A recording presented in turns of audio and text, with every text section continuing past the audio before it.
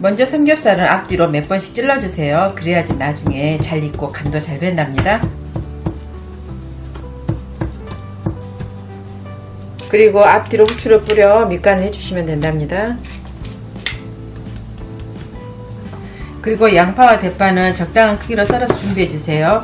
여기에 있는 단맛과 향이 수육을 한층 더 맛있게 만들어준답니다.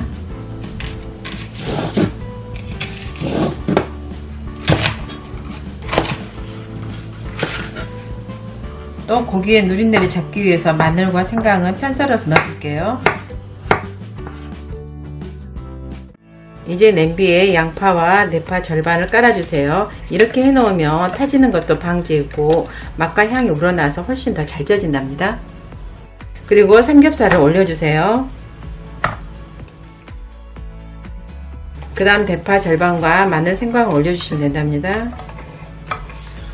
또 청주를 꼭 넣어주세요. 이게 들어가야지 누린내 없이 깔끔하게 맛있답니다. 저는 이번에 물 없이 쪄볼 거예요. 물 없이 찌면은 훨씬 더 부드럽고 촉촉한 게 윤기나게 맛있거든요. 근데 이게 타지지 않나 하고 걱정되실 건데, 우리 아까 양파랑 대파 이런 야채에서 충분히 물이 우러나와서 이게 타지지 않고 맛있게 잘 쪄져요.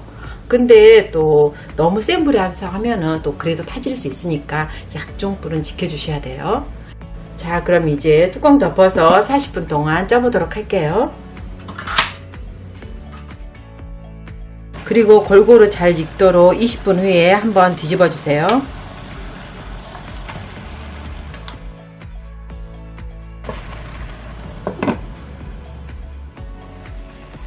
이게 지금 40분 정도 지난 모습인데 젓가락으로 한번 쿡 찔러 보세요. 이렇게 쏙 들어가면 다 된 거랍니다. 근데 이때 잘 안 들어가면 조금 덜 익은 거니까 불을 좀 낮추거나 청주를 좀 더 넣어서 시간을 좀 늘려서 충분히 익혀주세요. 그래야지 나중에 졸여도 더 훨씬 더 맛있더라고요.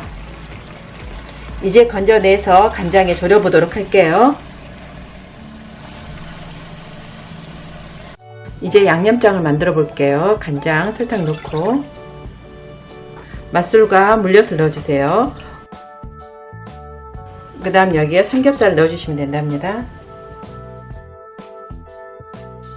저는 고기만 먹으면 살짝 심심한 것 같아서 메추리알을 넣어줄 건데 이건 필수는 아니고 그냥 취향껏 넣어주세요.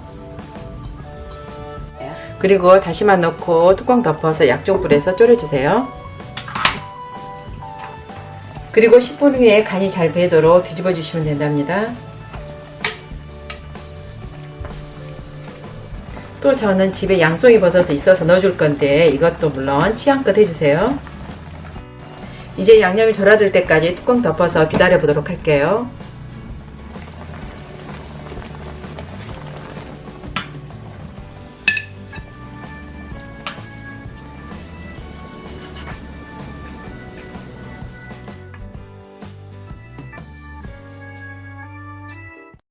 그럼 여러분도 삼겹살 간장조림 맛있게 해서 드시고 오늘도 내일도 힘내세요.